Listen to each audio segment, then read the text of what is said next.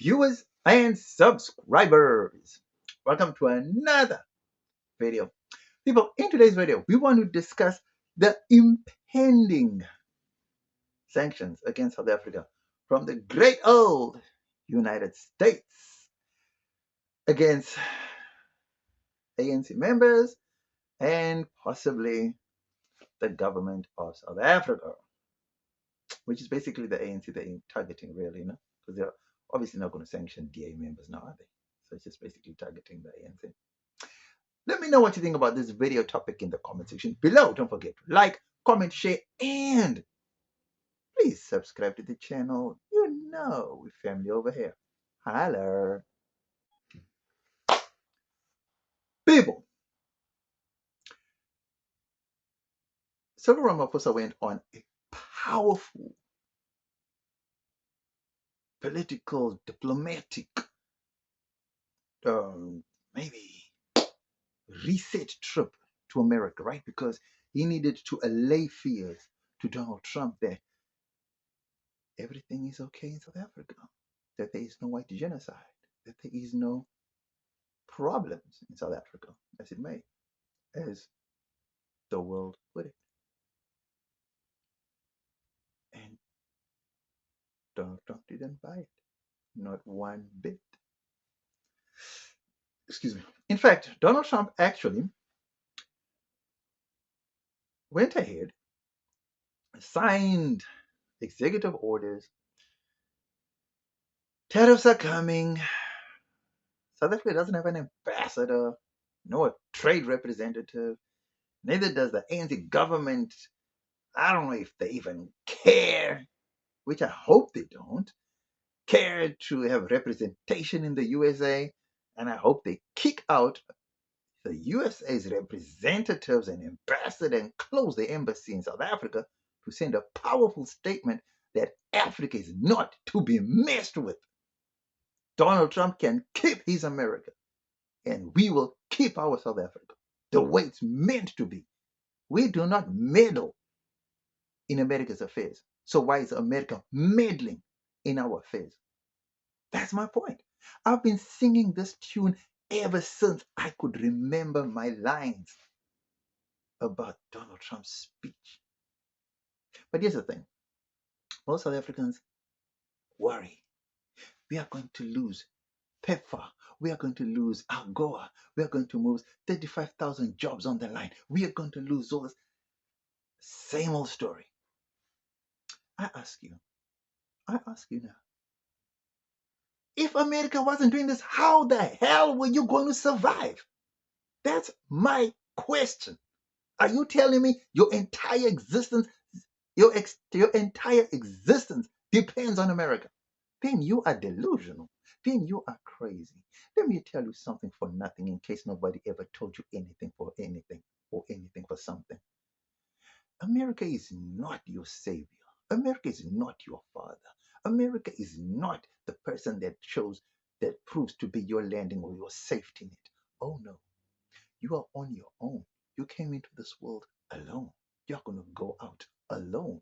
So if you think for 1 second that every facet of your life depends on donations from foreign countries, then you, my friend, need to go for counseling. You need mental, or you need social, or you need some sort of biological checkups. Because the sad reality is that America is not here for you. Neither does America care for you. If America really cared for you, like you really think America is this whole big thing, a big deal, wouldn't America offer or extend a refugee status hand to you as a person? No, it's selective. America is supporting selective people that it likes, that it sees as a benefit to its programs, not every South African. So those that call for South Africa, oh no, those that call for America to intervene in South Africa's problems are highly delusional, highly uneducated, highly unpatriotic, and highly un-African. Why on God's green earth would you ask a racist state that supports a genocide to come to your aid? Why would you do that? I'm just asking. Why would you allow a country that was involved in so many foreign wars, involved in so many regime changes, involved in so many underhanded tactics to get involved in your country's anything? Why would you do that? Don't make sense to me. That just shows those people are totally, totally not South Africans at heart. Just because you're born in a place doesn't mean you're from that place. That's what I'm trying to say. A lot of people claim to be South African, and they're clearly not. Their actions say otherwise, right? Okay, so the impending sanctions on South Africa stem from what exactly?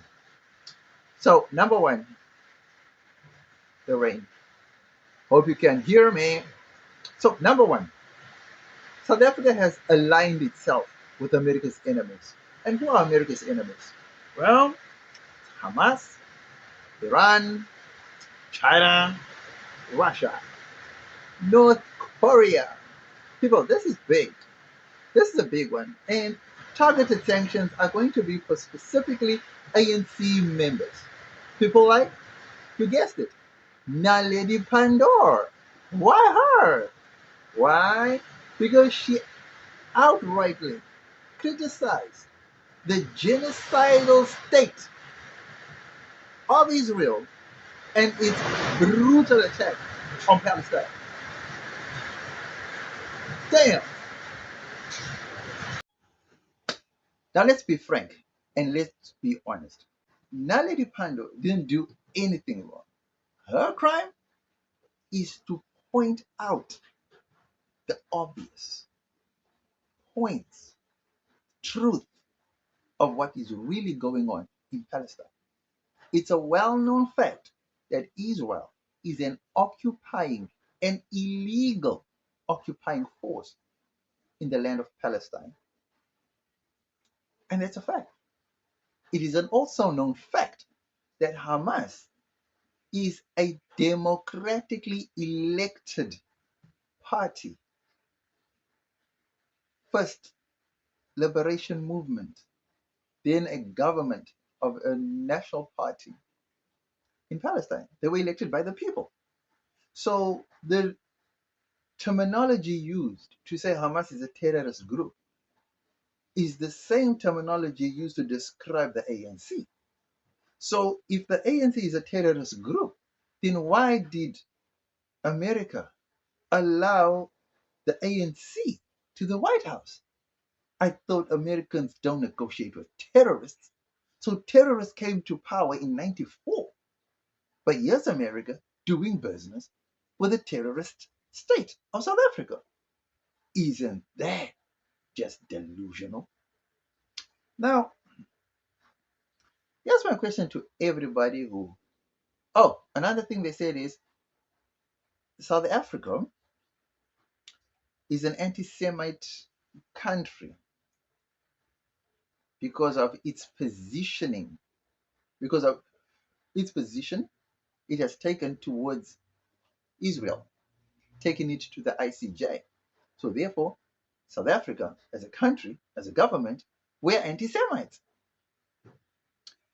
That, my friends, shows you the levels of stupidity, delusional, racist way of thinking that anyone who talks bad against the Zionists is an anti Semite. Now,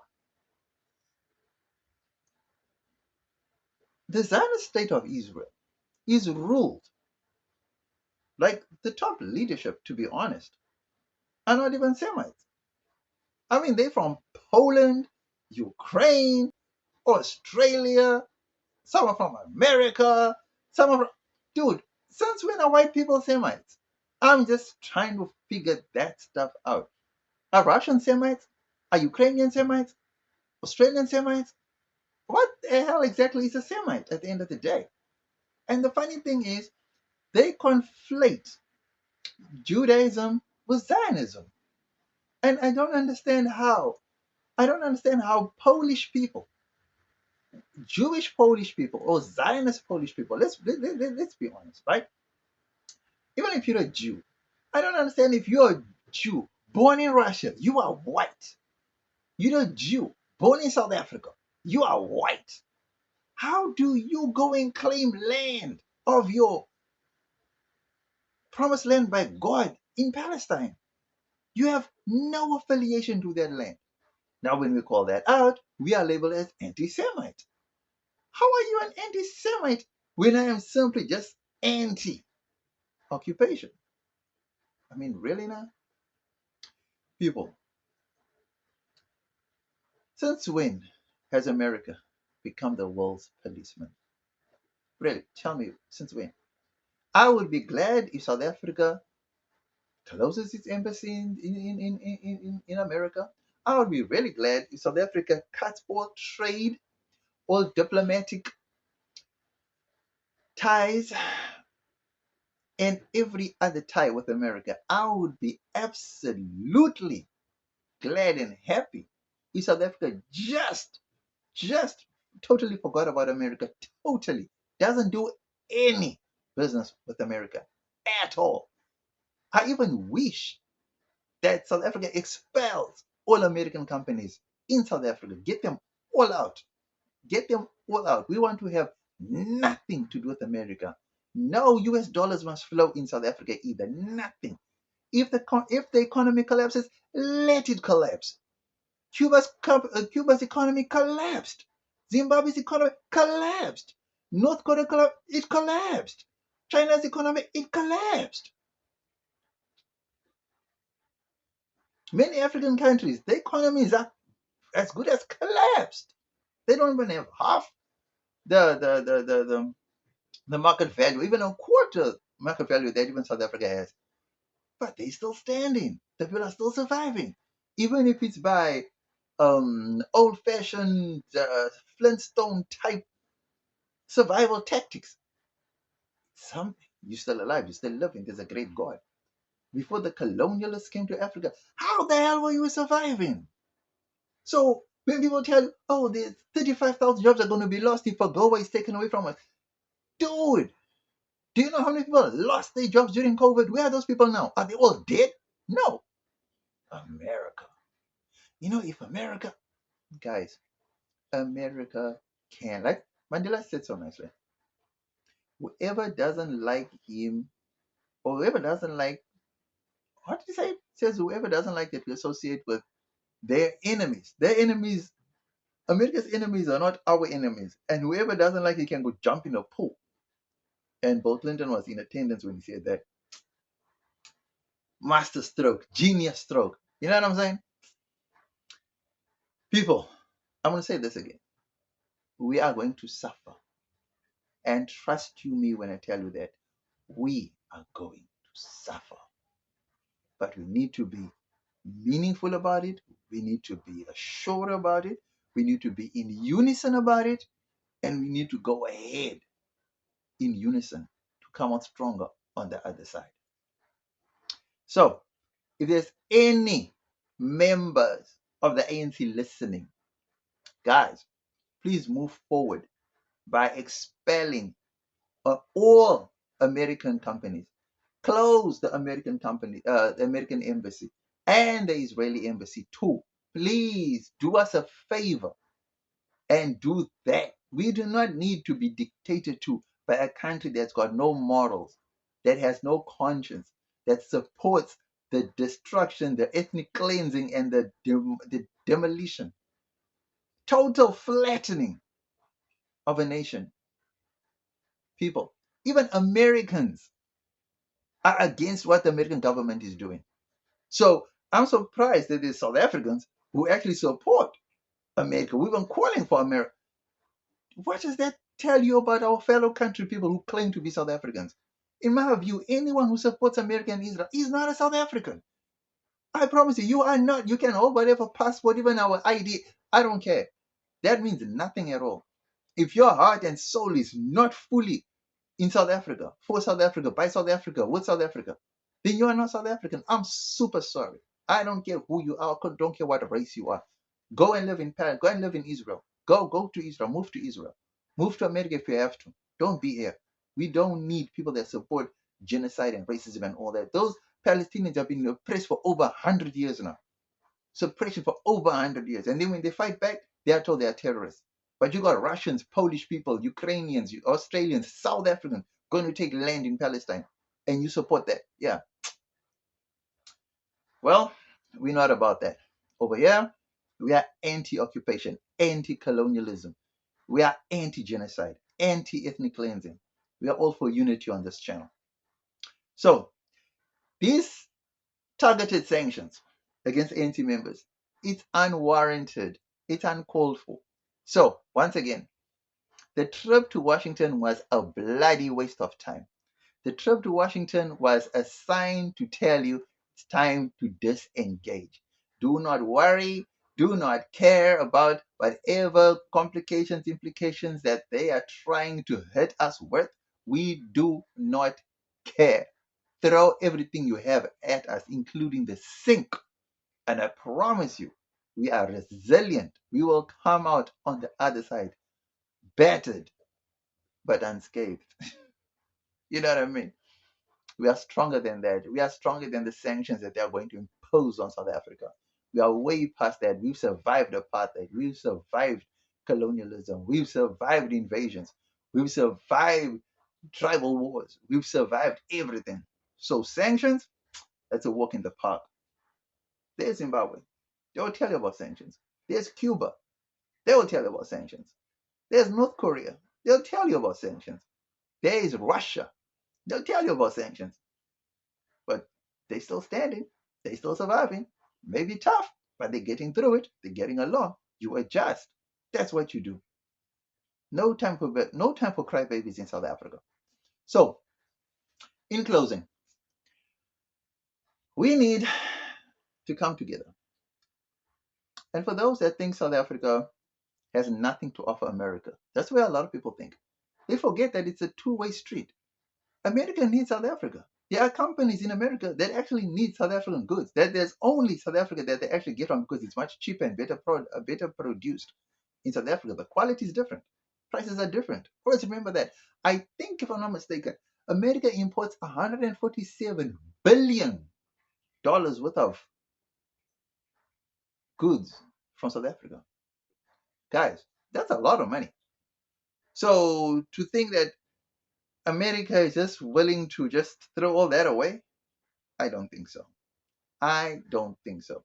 South Africa can play hardball too.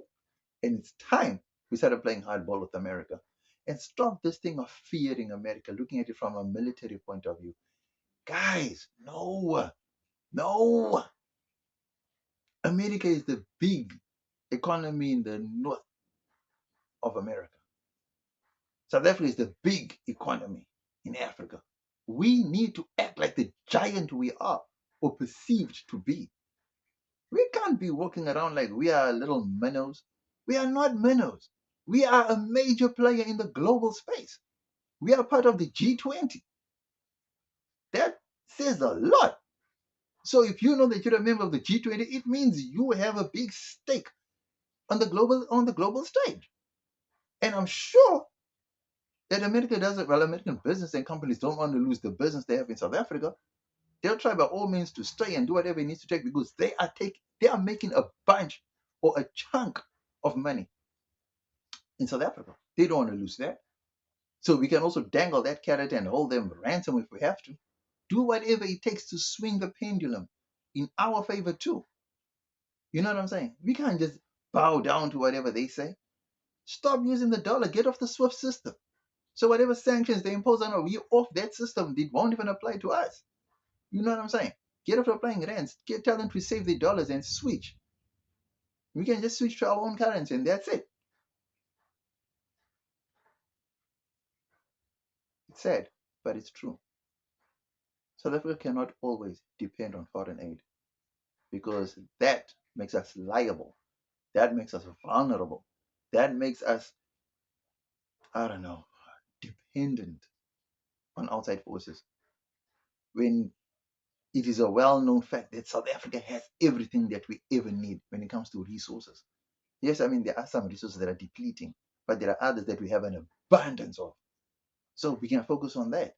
We can switch from natural resources to manufacturing. Most of the European countries don't have natural resources. They survive mainly on manufacturing. So we can also switch to plus while having natural resources. Guys, they said about 400 years of coal. 400 years of coal. Yeah. And you're telling me we need America. Bruh, the government just needs to come up with plans to create, I don't know if it's state companies or state something, right? What we do, state companies, state something, we do that.